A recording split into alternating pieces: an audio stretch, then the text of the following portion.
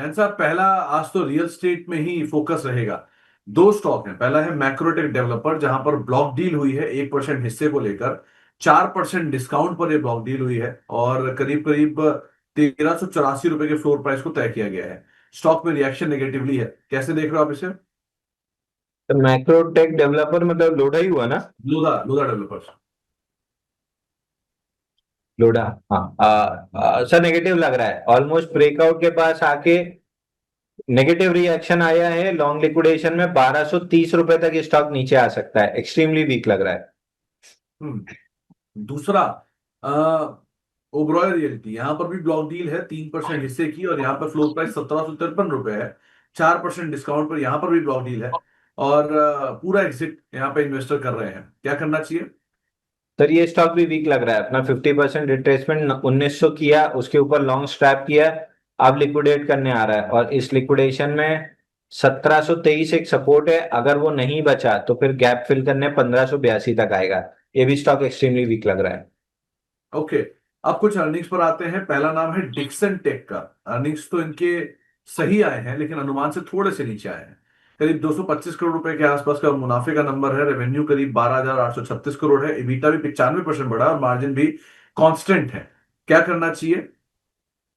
तो डिक्सन में 16,500 से 17,500 की रेंज में अगर कहीं भी रिजेक्शन बनता है तो स्टॉक को बेच के चलना चाहिए। नीचे 10,600 आते हुए दिख रहा है। 17,500 के ऊपर डिसाइसिवली जब वीकली क्लोज करेगा तब इसका स्ट्रक्चर बुलिश होगा। तब तक ये सेलोन रैलीज वाला कैंडिडेट है। ओके। अगला नाम है पेटीएम का। यहां पर भी नंबर्स आए हैं और नंबर्स में घाटा इस बार ही पहली बार पेटीएम को आया है।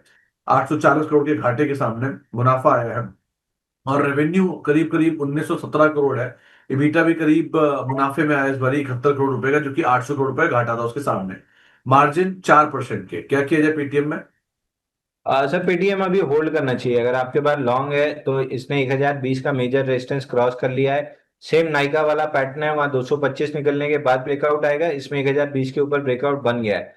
रन अवे ब्रेकआउट है। 8 हफ्ते की कंसोलिडेशन चाहिए। अगर बनती है तो दोबारा से बाई करेंगे 1271 और ऑल टाइम हाई के लिए। ओके।